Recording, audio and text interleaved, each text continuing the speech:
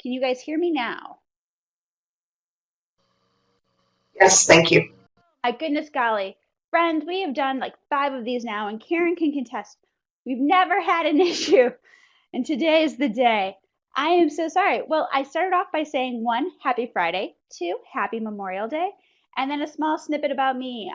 My name is Rachel Giannini. I'm an early childhood educator, an advocate, and a video blog host. I have taught for about 7 years between pre-K and second grade. I realized pretty quickly that those second graders are a little bit too mouthy for me, so I found myself back with my littles of preschool. And it's there that my last year of teaching, a documentary crew came into our classroom. The documentary is called No Small Matter. You may have heard of it. And yeah, I left the classroom to decide to continue my master's degree, which I received in museum exhibiting. So at the same time, I started making videos for the film and making videos for the Chicago Children's Museum where I was working.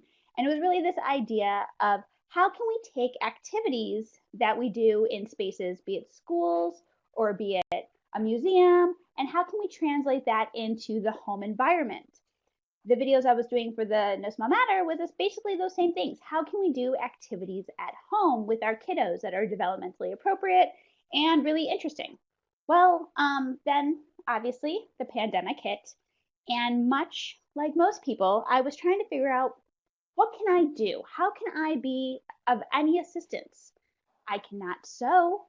So one thing I was thinking about was making videos. And at the same time, there was all of this content on social media of parents saying, what in the world am I going to do with my child now that they're going to be home all the time? So in my light bulb moment, it was, well, okay, let's make videos for parents.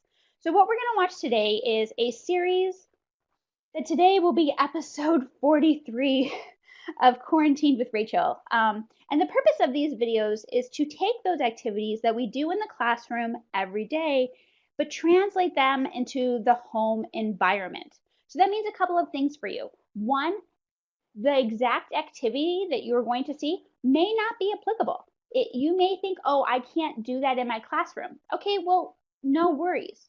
You need to use your lens that you have for your classroom for those kiddos, and put a spin on it. And that's where those polls come in that Karen mentioned earlier. So we're going to watch the video. We're going to unpack each of those videos a little bit more to talk about the subject areas that they touch on. And then there's going to be an opportunity for you to put your twist on it, put your spin on it, add something that is something that you would do within your class, and just follow those prompts. And as Karen also mentioned, all of these polls are going to be shared later. So keep in mind, there might be somebody else who is thinking of the same thing, maybe something you totally would never have thought of, and that's a really great resource to have. The last thing before we get started is right now, a lot of us are still connecting with our parents, still doing e-learning. And one thing that I would love nothing more is if something really strikes you, if an activity really stands out, totally share that with your parents. But obviously put your spin on it. And at the same time, like add some questions, add some follow-up, because it's really easy for us to kind of forget that not everybody knows what we know, which I know sounds really silly because when we're in it every day, everything kind of seems like common sense. But our parents who are taking on a lot of the activities don't quite realize the depth of what their child is learning or understanding. And by us just providing some context for these activities, it really does help a parent feel more control with what their child is taking in and feel more of the learning process altogether. So we're going to get started with our first video. There will be an opportunity for questions as we go. So if you have one, feel free to fun with English. Feel free to put it in the chat. But let's get started.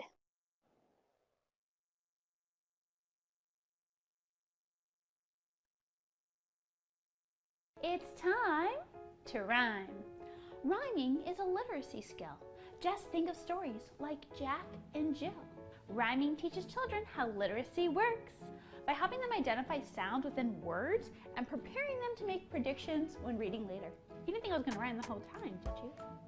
But here's something that you can do all the time. It's a really great game to play with your littles to support rhyming. Simply put a bunch of objects on the table and have your kiddo point out or identify an object when you say its name. But you're not going to say its name, you're going to say a rhyming name. So if I said, can you hand me the schmapple? It's right here.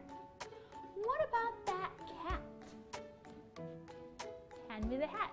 Super simple, play it everywhere, play it all the time because it's a whole lot of fun. So wash your paws and cause no sorrow. I will see you all tomorrow. Toodles. All right. So, time to rhyme. So, early literacy skills aren't just, they're more about listening rather than reading and writing. Because if you think about it, we hear these words and it's not till after then we actually take in reading and writing. So this obviously works on literacy. Through rhyming, we're able to build vocabulary and introduce children to new words. We're able by introducing words slower. And we all know when we do this, we give the opportunity for children to hear different sounds that are within those words. So maybe some tip that we can use for our parents is when they're at the grocery store, when they're planting, when they're doing anything at home, and they're introducing something new to a child, really taking the opportunity to phonetically sound out that word. So we're also able to compare and contrast words. Cat versus bat versus cat versus cow. Also within this, we are building on predicting, which will help with reading later, and repetition, which we think about how children are able to basically scoop up nursery rhymes after the second time they've heard them, because when there's a natural rhythm to a sentence, to a song, to obviously any kind of storybook, it really just sinks in. Rhythm helps our brains be able to wire. So math, we are creating patterns. And you can use rhymes to reinforce counting, things like 5 little ducks went quack, quack, quack. And obviously, rhymes are silly. Rhymes are a good time. They're lots and lots of fun. And when you laugh and you giggle around literacy, it really makes you feel not only just super connected to it, but excited and eager to take more on. And also, when you're having a good time and you're saying funny things in front of your friends and they're laughing, it actually helps with public speaking. So this just unpacks this one just a little bit, but now let's go ahead and do the poll. So what are some other rhyming activities that have not been mentioned in this slide?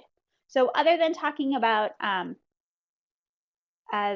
doing activities with the basket, what are some other activities that we can do with our kiddos to suggest to our parents other really strong rhyming activities? Ooh, I do love a good mystery bag. The rhyming name game, definitely. Think about the beginning of the year. Nothing is sillier than hearing your name said a bunch of different ways. One fun rhyming activity that you can do is very similar to this one, but when you are at the dinner table, just asking someone to hand you the lot or the repper or pass the spaghetti. So basically having parents not only recognize that rhymes are just one, they're super fun, they're super easy to do, but maybe giving them some opportunities of places that they can engage with their child. And also maybe giving them some of our favorite nursery rhymes, our favorite finger plays that we do. 5 little monkeys swinging from a tree. Teasing Mr. Alligator, can't catch me. Classic, folks. Awesome. Lots of games, lots of songs, mystery bags. So basically, we're going to keep doing this all throughout the rest of this hour. So let's move on. And I love the fact that you guys are taking things and putting your own spin on it. Alrighty, let's get down to some secret codes. What do Civil War soldiers, Freemasons, Knights Templar, and George Washington all have in common? Well, today's activity, of course. Let's decode some secret messages. Secret messages are a great way to work on literacy, focus, critical thinking, problem solving, and math. Also, it is so much fun, and I've never met a child that didn't love it. So today we're going to work on the pig pen. The pig pen is not only the coolest of the decipher messages because one, it looks awesome, but two, it's really great because it uses abstract symbols that the children are not familiar with, so they are not confused with those letters and numbers that they're currently working on. That was pretty fast, right? Well, here's the deal. One, you can rewind it, pause it, and take a screen grab. Two, you can just Google the key online. Or three, go to my Instagram. It's going to be the story today. Also, the stories all day today are going to be messages from me to you.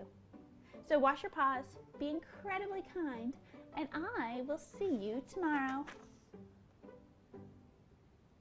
It says toodles.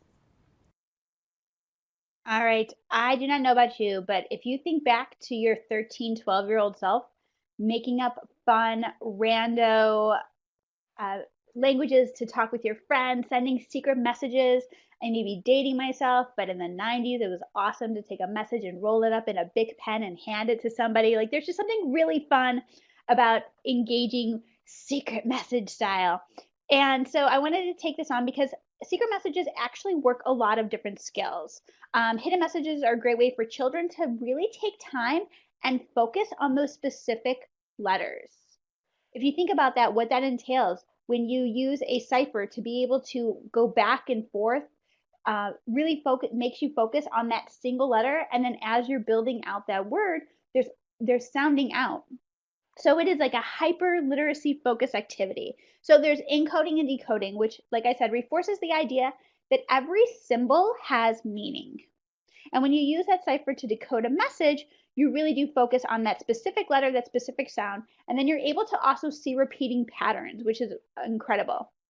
And then there's actually, obviously, focus on reading through sounding out letters rather than just sight words. And it helps with predictions. So as you're building this, if you see C and you see a T at the end, well, using your prior experience and your prior knowledge, then you could probably guess within that context, it may be cat. It's probably cat. And so then you go ahead and you take the idea of focusing on executive function. So if you've ever decoded a message, it takes a lot of time. But the wonderful thing that we know about our kiddos is when they are motivated to do something, and that is a self-motivation, then they are able to spend more time than you can possibly imagine on a single subject. So it focuses on patience, critical thinking, and problem solving. It's really incredible, just all of the benefits. And also, like I said, when children are excited and actually motivated to do something, they spend a lot more time. So taking this, let's go ahead and look at the poll. Thinking about your kiddos. How can we use these secret messages to support what we're working on in our classrooms? So let's put our imaginary hats on. We're back in school. What in the world can we do? How can we do these secret messages to really go ahead and just maybe support anything that we're working on? Letter identification. The vocabulary. Oh my gosh, could you imagine getting your vocabulary words for that week, but they're all encoded messages? Or could you imagine when you're going ahead and labeling your classroom? Or you come in and you rearranged your classroom? The idea of having children find their desks or find out where certain things are all through coded messages, that would be incredible. Oh man, letters in your mailbox? Yes.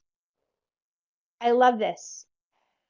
Yeah, and again, like things that we can send out to our folks are these same ideas of what does it look like if their child wakes up and there's what they're going to do that day in a coded message, and spending that first half hour of their day when that parent is jumping on that Zoom, when that parent is making breakfast or doing something else, their kiddo is focusing on what they're going to do the rest of that day. That would be incredible. Somebody else pointed out the idea of using white crayons and paint. That is, thank you so much for bringing that up, because it is something that we can do with our kiddos who are not quite at that reading stage. It's really simple. If you just take a white piece of paper and you use a white crayon and then you just use watercolor over it, then it's like a secret message and it comes up. So we can have different things with our infant, or excuse me, with our toddlers, just doing scribbles, doing drawings, and then still getting that exciting aha, amazing moment of these letters, these drawings, these whatever appearing out of thin air. So thank you so much for including that. All right, let's move on to our next video.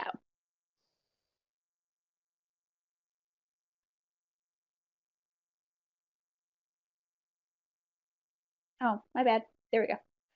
It's month 2 of quarantine, and today we are going to go way back in time to week 1. We are going to start making a literacy-rich environment and revisit those labels. Remember, we were creating literacy-rich environments? It was a totally different time back then, a lot less gray hair, showered more often. You know the drill. Well, today we're going to take some of those next steps in helping our emerging readers. We're going to be making a word wall. Now, a word wall is really simple. It's basically the alphabet. In some cases, I have an entire whiteboard, so I'm able to put it up there, but don't have that kind of location? No worries. You can put it in the hallway, you could put it in their room, you could put it anywhere where they're able to see it. A word wall does a lot of great things. 1, it reinforces spelling. 2, it allows you to work on letter sounds, letter identification, and it's a great place for us to be putting sight words later. For those that don't know, sight words are those words that you are able to identify via sight. They are drilled in because they are words that we use and see every single day. So get your wall ready, wash your paws, be incredibly kind, and I will see you tomorrow. Toodles! Sorry, skip that. Okay, so the word wall. A word wall helps reinforce the idea that literacy is important because literacy is everywhere. It's one thing when we have tons of labels around us all the time, and it's really easy when things become, there's like a level of object permanence where you can easily forget that we are surrounded constantly by literacy. We're surrounded all the time by letters.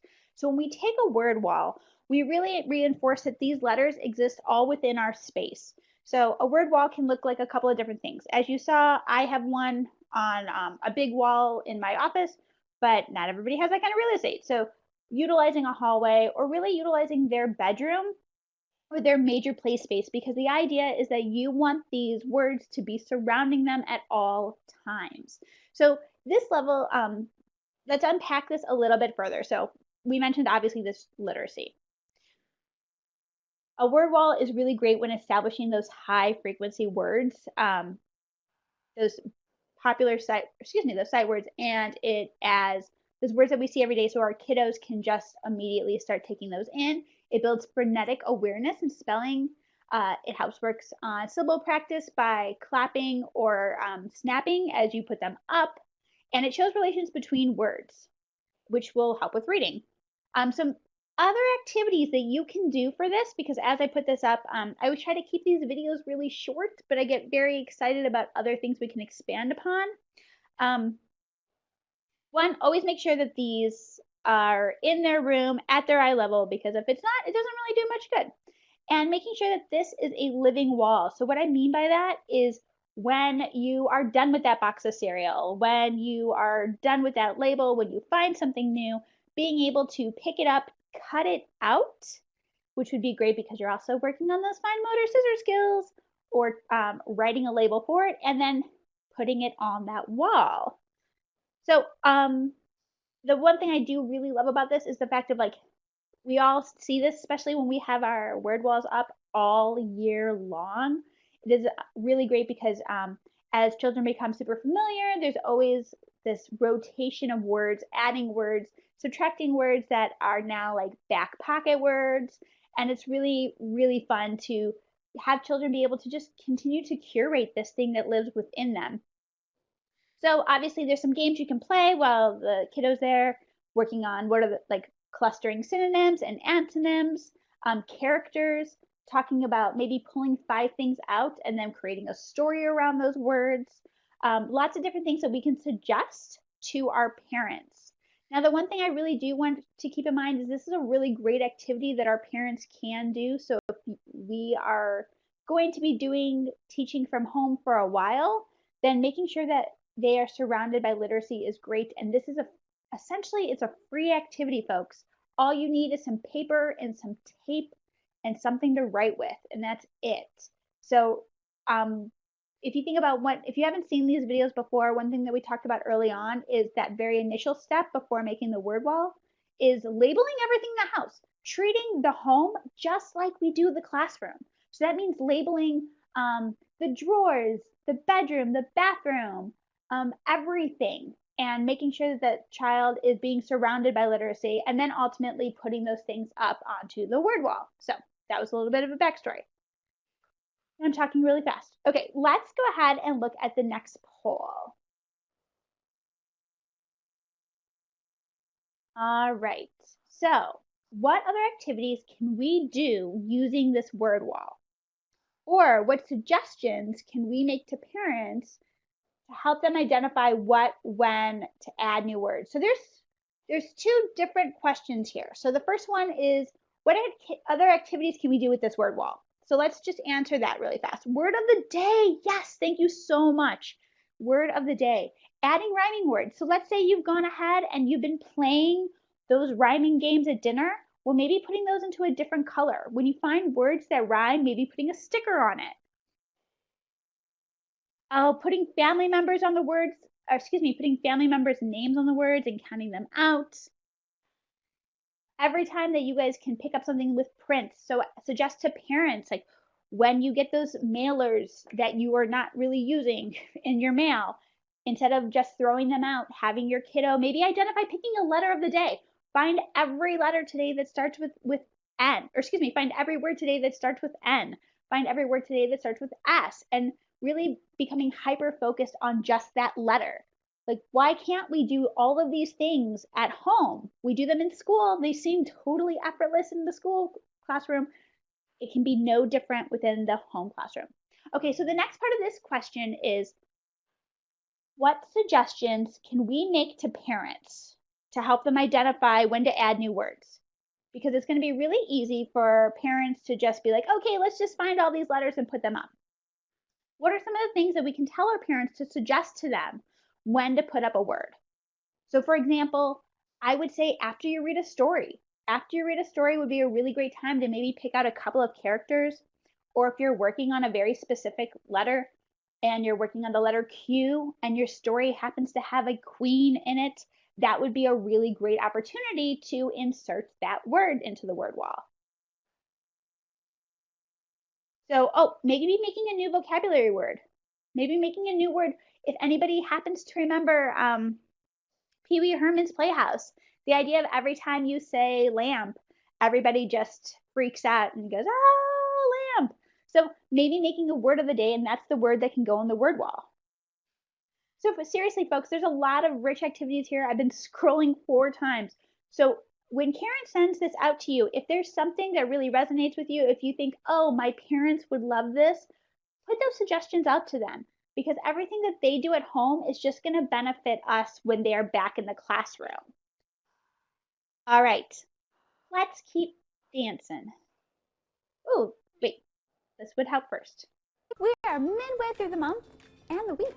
It's Work Together Wednesday. Let's do a puzzle. When we work together, we're working on communication, collaboration, turn-taking, patience. But if you want to go ahead and throw some problem-solving skills up in this puzzle, hide a piece. Think of it. You've worked together as a family. The puzzle looks amazing, but oh no, there's a piece missing. What are you going to do? That's the question you're going to ask your little and let them decide. Are you going to go on a puzzle hunt? Are you going to just make a new piece to replace it? Let them solve that problem. Figure it out. Whatever you do, have fun. Work together as a family to problem solve and find that piece. Don't forget where you've hidden it. Also, wash your paws, be incredibly kind, and I'll see you tomorrow. Toodles! Alrighty, folks. I have to tell you this. There's a story behind this. In the very beginning of the year, every year, probably within like the first 2 weeks, I will always hide a piece to a puzzle, because nothing is better than children who finish the puzzle and all of a sudden realize that there is a piece missing, because one, there is a whole lot of fun discussion happen. Like, I mean, if you want to see kids starting to negotiate and children trying to figure out how they're going to work together to find this piece. What are they going to do? How are they going to problem solve this? I've had kids who will simply draw a piece and spit it in. I will have kids who will then take on a full exploration of maps and of pirate ships and all these things because they think that it's gone as part of a hidden treasure. It is so much fun. And if you can stop from laughing while they're looking for it, it's even better. Okay, so let's talk about this. Well, first of all, let's just talk about puzzle play in general. Puzzles are incredible. Obviously, right now, puzzles are having a huge moment because of the fact of sheltering in place. So one thing that when all of us, be it kiddos, be it older kids, when we work on puzzles, it improves our memory, it improves our spatial reasoning, it works on those fine motor skills and hand coordination, especially for our kiddos. Excuse me, it teaches patience and it teaches self-esteem because nothing is better, and you know this, when you put that final piece in that puzzle and it makes that fun little satisfying sound and it's done and you did it and you feel great about it. Okay, so puzzles in general are awesome, but let's go ahead and look at it with that little bit of a devious twist by hiding a piece. Okay, one, serious problem solving skills. The thing I love about this too is that, as I mentioned, it will always look different.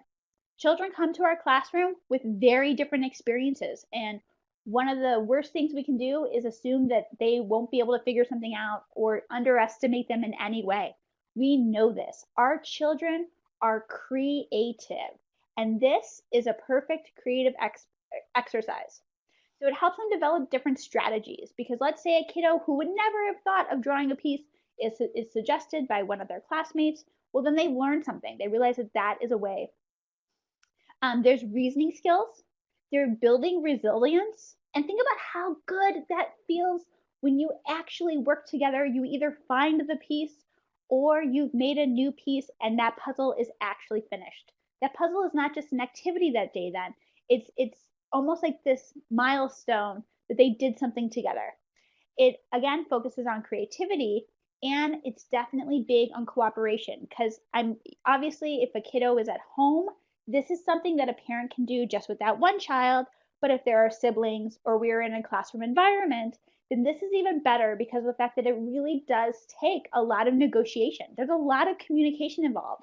And when we're thinking about the beginning of the year, and we're thinking about our classrooms more as a community and the idea of working together, this is great.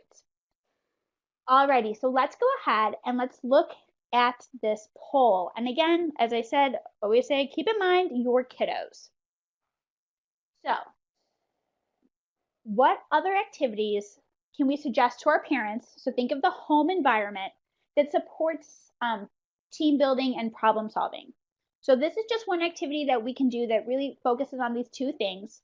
What other suggestions can we give to our parents? And also keep in mind that like if we were to say to them, building blocks, we need to be able to tell them like, how is this building resilient? Well, obviously like how giving them the prompts of like, can you make it as tall as you? Can you make it this tall? Or are all of these different things? I love, yes, taking turns building with siblings, missing shoes and socks, totally. Building a fort. Funny, building a fort will be in next week's episodes. Yeah, no, building a fort is definitely the amount. If you just give a child the prompt of we're going to build a fort today and asking them that open-ended question, what do we need? And if you think about, these are all really great activities. Taking turns, creating an I Spy game, making, oh my gosh, making an obstacle course, that just sounds incredible. But anytime we ask a child, what do you need to do that?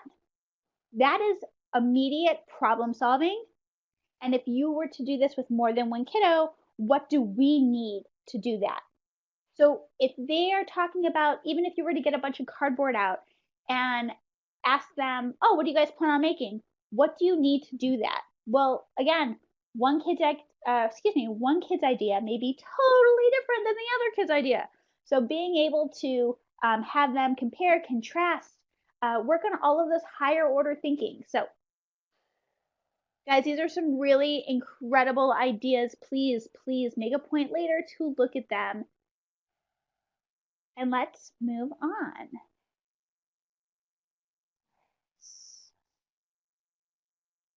We're on month 2 of quarantine, and I don't know what day it is because I'm getting a little bit nutty. Let's talk about fine motor skills. This activity is super simple. It's down to the nuts and bolts, or bolts and nuts, whatever one is which.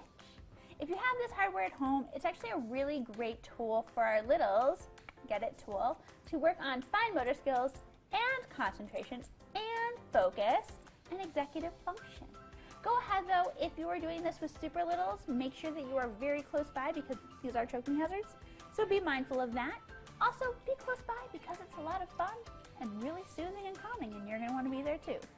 Go ahead, get your hardware, get your kiddos, wash your paws, be incredibly kind, and I will see you for tomorrow, whatever day that is.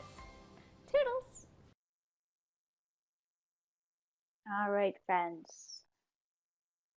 Now I know, and I say it again, I mentioned it in there, these are choking hazards, so if you are dealing with infants and toddlers, and that is your primary demographic, this activity may not be totally for you. However, think a lot about think a lot about what this works on, and then maybe apply that to your kiddos. So, just as a whole, nuts and nuts and bolts, it works on math. So, there's a lot of different components of math. I know math is a very open-ended blanket statement. Well, it works on sorting, it works on categorizing, counting, and pairing. So there are different kinds of things. If you are not a fancy tool person, I am not, and I had to have some things explained to me. There are washers, there are nuts, and there are bolts, all of which look not only very different, but feel very different and are different sizes. And if you know all this, well, this was new to me. So, and being able to, you can sort those into piles. You can make, you can categorize them. And the nice thing is too, is they all work together. So you can actually interlace them, assemble them is what I'm trying to say. And you can make those into pairs, you can count them. So sensory and fine motor. The neat thing about this is all of them have a very different texture and a very different weight. They're very, like the density, a washer is totally different than a nut and then totally different than a bolt. And all of them, regardless of the size, because the cool thing is, if you were to go to Home Depot and pick some stuff up, if you don't happen to have things laying around, they come in some really bonkers sizes, y'all. Like there are some gigantic bolts and nuts and really big washers. So they're super fascinating because then you can also have conversations like, what would you use this for? But anyway, I digress. Back to sensory.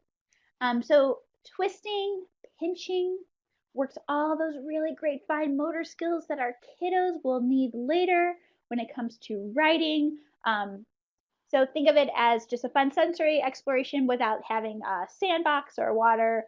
There's really wonderful hand-eye coordination because those threads, if you have not done that in a while, they're really, really little and you really need to stare super close to get this to go on the right way. And there's also reasoning. When you think about it, there's different orders in which those go in, but if you put let me get this straight. You put the nut down, then you add the washer, and then you put the bolt down, you add the washer, then you put the nut on. There we go. Fun with even sequencing. There we go. So some extended activities. Let's say that you have some, but not a ton. Well, add some string. Add some string to this for threading. It's a really great fine motor skills. You can also, again, work on patterns at that point. And hand-eye coordination. So let's stare at this poll, thinking about your kids. All right, so you have all these materials. You have nuts and washers and bolts. And one thing I wanted to point out, I always try extraordinarily hard not to make any videos that somebody will have to go out and purchase things for. So if you do though, because I happen to be at the Home Deeps, it's really cheap. Like you can get a washer for like 3 cents. So keep in mind you now have all these bolts and washers and nuts. What are some science explorations we can do? We can definitely do sink and float. That's a total. Magnets, yes. Is it magnetic? Is it not? And chances are you have magnets on your fridge that can be very helpful. Putting them in a bag. Oh my gosh, yes. I never thought about that. Putting them in a bag and identifying it by the feel. I love this idea of sorting. It's very calming. Yes, like think about it, guys. If you're just sitting there, you wanna elevate this even further. Go ahead and get some tweezers. Get some tweezers and have the kiddos separate them that way. Think about the fact that like there's a lot of problem solving because you have to be able to manipulate things in very specific ways to be able to pick them up. Not all of it is really easy. And also looking very closely because I know this sounds like kind of strange, but they're super pretty. There's a lot of work that goes into details that are that tiny. So being able to take a super close look. One thing you can even do, oh, somebody already said it, putting it in a jar with vinegar and seeing what happens, just seeing if there's a chemical reaction. Awesome. Guys, make sure to go through this later and check it out. And again, if you're suggesting this activity to your parents, remind them that it is a choking hazard. So if their child is younger, just being able to stick by or use larger bolts and nuts. Okay, friends, we have one more video.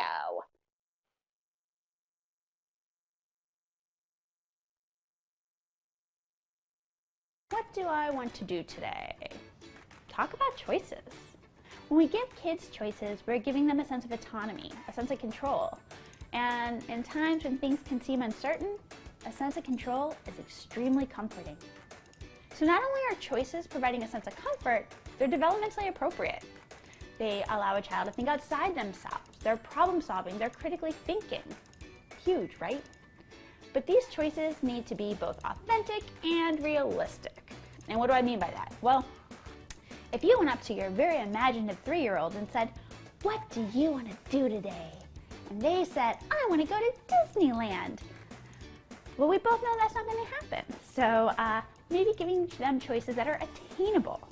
Things like, would you like a sandwich for lunch or a hot dog for lunch? If you were to ask them, do you prefer Little Mermaid or Frozen 2? Well, it's always a Little Mermaid, but that's another example. Iron Man or Batman, right? And as a DC girl, it's always Batman. Anyway, so here's the deal. If you do decide to do guiding choices for the day, what do you want to do? What do you want to eat? Make sure you have all of that available. If not, vote and make choices about all other kinds of things. And if your little is not so little, meaning anything over 3, when they answer with their choice, ask them why. Why Little Mermaid over Frozen? Why Batman over Iron Man? Having a child justify original thoughts and opinions is a lifelong skill, and take that time to foster it right now is huge. So go around the house, make some choices, vote on some things, ask them why, and if for some odd reason you run out of things to ask, you can always go to my Instagram. All stories today will be choices for you and the kiddos. We're on day 3 of quarantine. Wash your paws, be super kind to each other, and I'll see you tomorrow. Toodles.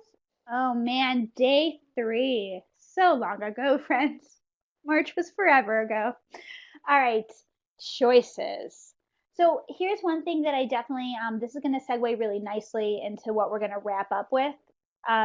So number 1, and when we suggest this to our parents, never provide a choice that you can't agree with. So always provide choices that you agree to. It's that whole classic, do you want to get your coat on now or do you want to get your coat on later? At the end of the day, the coat still gets on, but the child decides when that's going to happen. So I talked about the benefits just a little bit before. Studies have shown that tantrums go down dramatically when children are able to have control, and that's because they like all people, desire a sense of power, and when they feel like they do not have power, it can be extraordinarily frustrating. And when you cannot tie your shoes and you cannot reach the doorknob, it is really easy to be frustrated a lot of the time. So by providing just opportunities all throughout the day, not only are you eliminating tantrums, but you're also providing the children with a sense of value. Think about that. If somebody asks you what to do, if somebody asks you what you want to do, and then as soon as you answer, they say that's a great idea, then immediately you feel a boost of self-confidence. It helps that self-esteem. And let's also talk about one thing I ended it with at the end, which was the idea of making sure that if the child says, I like this or I want this, asking them why. That is massive because, again, it really helps to foster those higher order thinking skills. They have to think about why do they think that way? Is it just because? Nothing's just because. Have them explain it to you.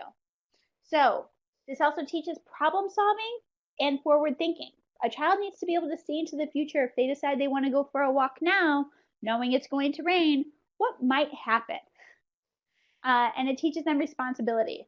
So I really, really, really love giving children choices strictly because the fact of it makes our lives ultimately so much easier. It makes for a much better environment. So when we suggest this to our parents, and I highly suggest that you give this to our folks, please, by all means, give them some prompts, give them some suggestions. I love that Nicole just went ahead and threw in the chat that some families need reminders that it's good to give choices while keeping in mind that you have to be okay with those choices. Again, do not offer something that you do not already think is a good idea. Nothing is worse than if you were to give a child a choice, they pick it, and then you say, I don't want to do that. What does that do? That is just down. I mean, that is criminal. So some ideas that we can give our parents is, what book do you want to read tonight? Now, I am a big fan, if you do not know this, of the 2, the 5, or the 7. So what is that? It is the greatest voting way of all time. When you get done watching a movie, when you get done reading a book, when you get done even cooking a meal, would you give that meal a 2, a 5, or a 7? Now the reason that is because 2 is not the best, it's not the worst. 5, it's okay. Or 7, it was pretty good. By not saying 10, it means that it's the greatest ever thing in the world. By not saying 1, it means it's the worst thing ever. So 2, 5, or 7. And then having them 1, I like it, or I give it a 5 because I thought the story was good, but maybe the characters were lacking. Okay. So one thing that is pointed out too, thanks Michelle, that Michelle threw in the chat is, do not bombard your kiddo with lots and lots of options. When we give these suggestions to our parents, by all means, like if you do not want to say what book do you want to read, but rather you don't want to take on Lord of the Rings that night, do you want to read Duck Rabbit or do you want to read Goodnight Moon? Giving them 2 choices is sometimes just more than enough for our super little kids. Okay. I love this one. Do you want to set the table or do you want to clear the plates? Regardless, that child is going to be working on helping out in the family and doing chores and taking responsibility. So think about that. You can also do any kind of other chore related thing. Do you want to dust or do you want to put your clothes away? Making those 2 choices, again, it gets done and they have a feeling that they have selected it because they're in control. So one of the other classics that I love so much, but I applied it to making it, I made it applicable for people at home. What word do you want me to use when you want me to tell you TV time is up? So when we would go to the park, we would always ask the kids, do you want us to say banana or do you want us to say oyster when it's time to go? And the kids would vote by raising their hand. And at that point, it'd be really great to be at the park and yell, oyster! And all the kids are in on this super secret language and they run in and line up. So making that applicable to what's going on right now. What word do you want me to let you know when TV time is done? Letting that kiddo say it, and then all of a sudden they feel a connection to that word and ownership. And as somebody who would always listen to music with our families as a motivation to clean, what should we listen to when we clean up today? Does that mean you'll hear Baby Shark 50 times? Probably. But will your house get slightly cleaner? Probably. So giving them just an opinion, a small sector of what you guys are doing, having them be a part of it, their voice being heard is huge. So please, when we send these ideas to our parents, make sure that they have examples. And again, as it mentioned in the chat, maybe one or two is just clean, or excuse me, one or two is just enough for like a 2 or 3-year-old.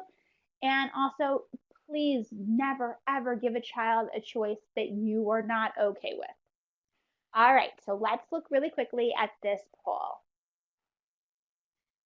All right, so I've only given you 4 ideas. We need to provide our caregivers with lots. Now for this one, please think about those kids that are in your class. So if you're dealing with 2s, what questions can we give what examples can we give our caregivers? What if they're 5, what examples? So please, if you could put an example in of a great question that of a choice to give our caregivers, and maybe if you could also put in the age that you work with, that would be incredible. So that way somebody knows that you're suggesting this for a 2-year-old or you're suggesting this for a 5-year-old. Yeah, toddlers, totally. Do you want to eat with a spoon or a fork today? They're going to feed themselves 1, and they're going to eat their food 2. It's going to get done. Do you want to wear your tennis shoes or boots? Shoes are going to get put on. They're going to wear shoes outside, and there is a sense of urgency to this. Which one? Oh, I love this. Do you want to go to bed in 2 or 5 minutes? I say that to my husband all the time, and he is a 45-year-old man. Do you want to wear shorts or pants? Again, these are things, if you think about, they're getting themselves dressed. They're doing this. They're taking control of these components of their lives, but it just so happens that they're doing exactly what you want them to do. Oh, do you want to wear the pink bib? Think about that. And oh, I love that. I'm gonna like pause on that and just focus on that idea for one moment.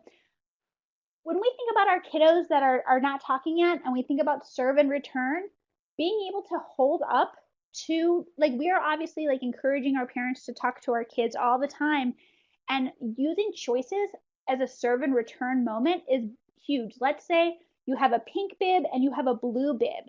By asking which one do you want and showing them 2 choices, and by off their pointing or they're moving or whatever, being able to say, oh, I can see that you want to wear the blue bib today. And immediately if they scream, be like, oh, I was mistaken. You want to wear the red or the pink one. Like, that's really great when we think about this idea of using choices as physical objects for serve and return. So also, yeah, if you have those toddlers that aren't talking, still suggest these ideas to your parents, but making sure they know to have a physical representation of these choices. All right, do you want to play in the backyard or front? Do you want to clean up in now or 5 minutes? Exactly, guys, you super have the idea. So we are done with this part of the video. I just want to take a moment and talk a little bit about, well, one, here's all my info. If there's something that you want to dive deeper into, if you are thinking more about preschool ages or anything and you feel like we didn't talk a lot about it, and you want to just chat, by all means, I'm not going anywhere. Hit me up. The other thing I want to say right now is when we are connecting with our parents, we all get this. We get that our parents are working really, really hard. They're very frustrated. We don't know what's going on within those home lives. They're trying to do e-learning. E-learning is not always super comfortable for everybody. It's not super comfortable for us always. And we're trying really hard to just continue somehow of engaging our kids academically so that we are continuing to push them forward for when they get back into the classroom, right? Well, when we reach out, please, by all means, if there's any activities that you found in here, send them that way, or just write up and use them as your own. I don't care. Just make sure that those parents are seeing it and making sure that not only are you letting them know that playing with blocks is math, is problem solving, giving them ideas of, hey, when next time you're playing with blocks, have your kiddo count those out. Have your kiddo stack them by 2. Have them build them as tall as they possibly can. This works on math. This works on resilience. This works on problem solving. Like, letting your parent know that these things that their children are doing naturally are really those things that look like play. Well, play is really powerful. So providing questions that they can ask their kiddo to really just extend that learning process. Having them come into the kitchen when you are cooking, even if it's something as simple as just handing you utensils. Like, can you hand me a spoon? Well, there's a lot of vocabulary going on. When they hand you that spoon, ask them, what does that spoon feel like? What do you think it's made out of?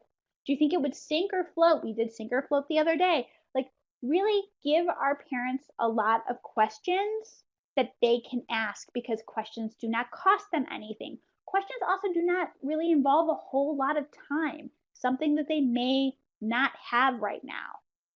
The other thing that I highly recommend is really focusing on the idea that just continue to talk to your kiddo, continue to ask them questions, specifically open ended questions, and continue to read to them all the time, every night. I know, like, kiddos will use that as an excuse to stay up later and later and later, but maybe make it a 2 book night.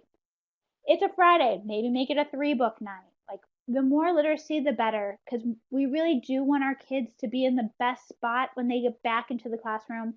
It's hard for them. We know this. They miss you so incredibly much. They miss their friends. As crazy as this sounds, you know it's true. They miss the structure, they miss the schedule. And going into summer and not having camps, this is another 3 months without being in a physical space, chances, probably. So, with that being said, please connect with your parents, let them know that you're there for them, give them some prompts, give them ideas, and provide questions to correspond, and also let them know what these activities are working on, because it's going to make them feel really great and invested with their kid. Um, if you do want to chat further, obviously feel free to email me via the top blue link, but also make a point to go through those polls, especially the ones at the end that actually say the ages that you work with, and feel free to share and connect that way.